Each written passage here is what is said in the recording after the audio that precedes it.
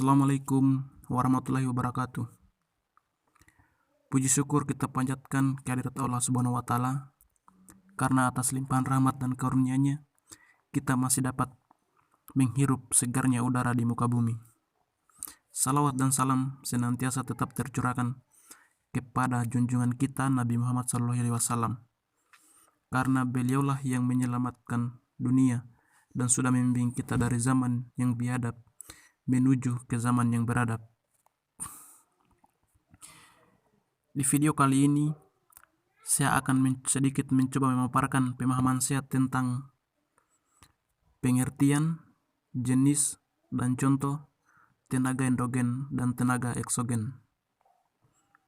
Namun sebelum saya memaparkan materi tersebut, terlebih dahulu saya akan perkenalkan diri. Perkenalkan, nama saya Suwarno dengan stambuk A1P1 19095.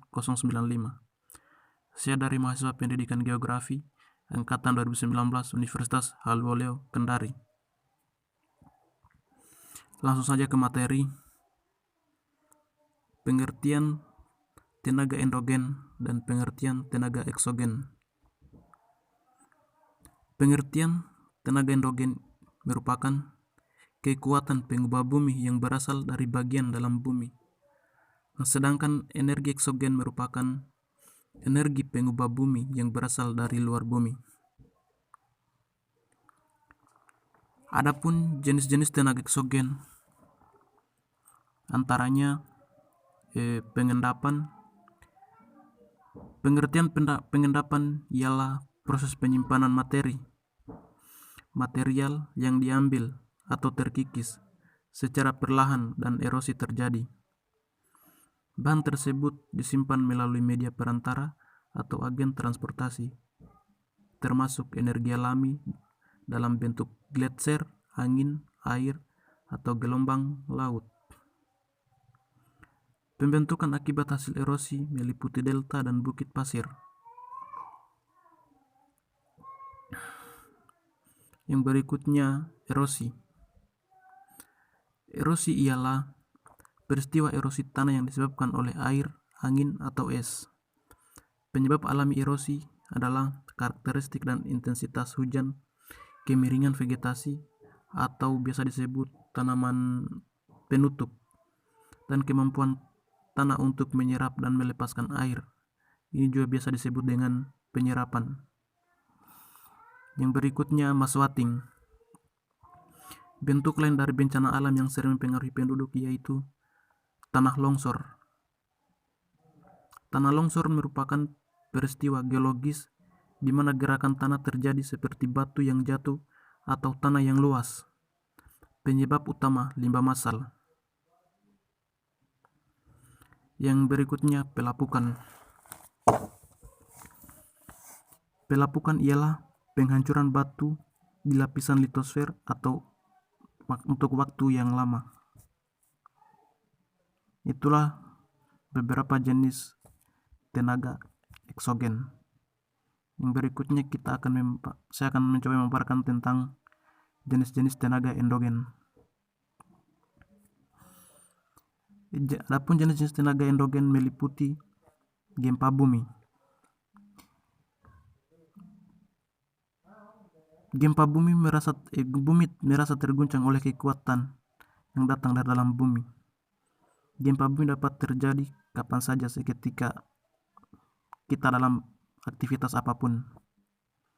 Yang berikutnya, vulkanisme. Vulkanisme ini ialah semua fenomena alam yang terjadi akibat aktivitas magma yang terkandung di perut bumi. Magma yang keluar di permukaan bumi disebut lava. Aliran material vulkanik disebut lava. Yang berikutnya, tektonisme. Tektonisme ini ialah kekuatan yang berasal dari dalam bumi dalam bentuk tekanan dalam tanah vertikal dan atau horizontal yang menyebabkan dislokasi atau perubahan posisi. Berdasarkan jenis gerakan dan luas pengaruhnya, kekuatan tektonik dibagi menjadi dua, yaitu gerakan orogenetik atau gerakan epirogenetik. Itulah jenis-jenis tenaga endogen dan tenaga eksogen. Yang berikutnya contoh dari tenaga endogen dan tenaga eksogen. Contoh tenaga eksogen dan tenaga endogen antara lain mass wasting atau biasa dikenal dengan sampah massal. Pengertian dari mass wasting atau yang dikenal dengan sampah massal itu merupakan pengakuan massa batuan yang diangkut sepanjang tebing karena gravitasi. Tingkat kemiringan kehilangan massa didasarkan pada gaya gravitasi yang bergerak pada kemiringannya yang telah melampaui batas sehubungan dengan beban. Biasanya, sampah massal ini terjadi di area jalan yang berbatasan dengan tebing yang sangat tinggi dan terjal. Kemudian, sedimentasi marine. Sedimentasi marine ini ialah proses sedimentasi bahan padat yang diangkut karena peningkatan air laut. Hasil sedimentasi laut meliputi kumpulan karang di pantai, yang kemudian sedimentasi aeolian. Sedimentasi aeolian adalah proses sedimentasi dari bahan yang dibawa oleh angin yang berhembus di tempat tertentu, di mana angin bertiup pertama. Hasil dari sedimentasi aeolian adalah bukit pasir yang di padang pasir. Dalam sedimentasi ini, kadang-kadang ada badai di padang pasir untuk membentuk banyak gumuk pasir akibat peristiwa tersebut.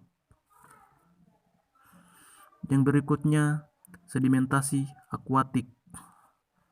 Sedimentasi akuatik adalah proses sedimentasi yang dari suatu material yang dibawa oleh aliran air, di mana aliran air itu mengalir. Hasil dari jenis sedimentasi ini adalah delta dan tepian sungai.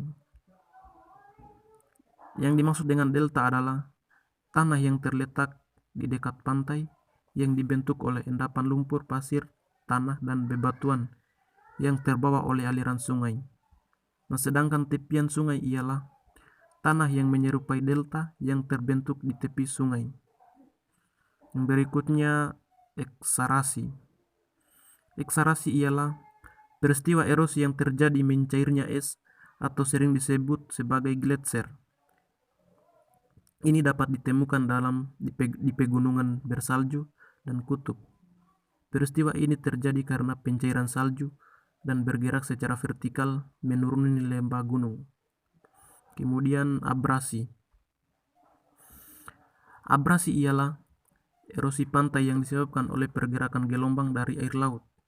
Hasil abrasi ini dapat ditemukan di sekitar pantai.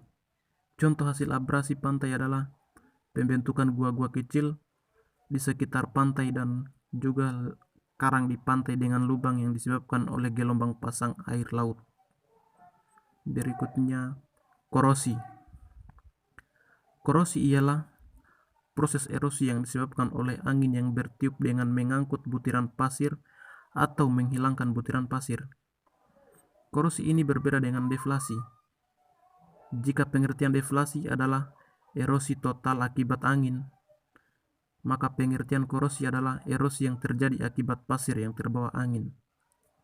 Jika terjadi korosi, angin yang berhembus akan mengangkut butiran pasir yang kemudian akan mengenai bebatuan yang melewati sedemikian rupa sehingga bebatuan yang dilewati sebelumnya akan mengalami peristiwa atmosfer. Berikutnya, deflasi. Deflasi adalah erosi permukaan bumi yang disebabkan oleh angin yang bertiup. Angin yang bertiup dari laut ke daratan yang dapat mengikis batu dan pasir yang ada di sekitar pantai dan erosi yang dialami oleh batu jamur dan di daerah gurun. Berikutnya, ablasi. Ablasi atau erosi sungai adalah peristiwa erosi yang disebabkan oleh aliran air yang menyebabkan erosi batuan akibat jalur yang dilintasi. Biasanya ablasi terjadi di sekitar aliran sungai. Secara umum, ablasi yang terjadi di sungai dibagi menjadi dua jenis, yaitu erosi dasar sungai dan erosi tepian sungai. Nah, erosi dasar sungai ini yang terjadi di bagian bawah sungai yang mengakibatkan pendalaman dasar sungai. Dan sedangkan erosi tepian sungai adalah erosi yang terjadi pada bantaran sungai yang menyebabkan perluasan sisi kanan dan sisi kiri sungai. Kemudian biologi agen atmosfer. Erosi biologi ialah penghancuran batu yang disebabkan oleh aktivitas suatu organisme. Dalam iklim ini, proses penghancuran batu terjadi karena perkembangan makhluk hidup di bebatuan ini. Contoh pelapukan biologis adalah keretakan bangunan atau batu yang disebabkan oleh akar tanaman yang mencoba memasuki bangunan atau batu, dan juga keretakan batu yang disebabkan oleh lumut yang melekat pada batu ini. Kemudian fisika agen atmosfer. Fisika agen atmosfer adalah penghancuran batu yang disebabkan oleh aktivitas fisik. Zat atmosfer jenis ini tidak menyebabkan perubahan komposisi dan sifat batuan. Agen atmosfer terjadi karena dua faktor utama, yaitu perbedaan suhu dan celah berbatu. Perbedaan suhu udara pada siang dan malam hari itu akan mempengaruhi kecepatan cuaca yang ekstrim, yang jika batuan mengembang di siang hari, sedangkan pada malam hari saat suhu turun akan menyebabkan batuan menyusut. Inilah yang menyebabkan retakan dan menghancurkan batu. Fisika pelapukan yang dipengaruhi oleh faktor udara umumnya disebut disentage granular. Sementara celah berbatu juga merupakan di daerah tertentu yang telah masuk dari air hujan, atau itu akan mendorong perlahan akan mengalami retakan dan kemudian pecah. Kejadian ini sering disebut dengan eksfoliasi. Yang terakhir, kimia agen atmosfer. Agen atmosfer kimia adalah agen atmosfer yang terjadi karena zat yang memiliki unsur kimia. Agen atmosfer jenis ini menyebabkan perubahan komposisi kimia batuan beku. Fenomena atmosfer ini biasanya terjadi sangat cepat di daerah dengan suhu ekstrim. Erosi kimia juga terjadi akibat reaksi beberapa unsur kimia dengan batuan. Contoh, batu kapur yang terpapar oleh cuaca akibat air hujan yang terus-menerus. Itulah sedikit pemahaman saya tentang materi yang saya bawakan. Kurang dan lebihnya mohon dimaafkan. Wabillahi taufiq wal hidayah. Wassalamualaikum warahmatullahi wabarakatuh.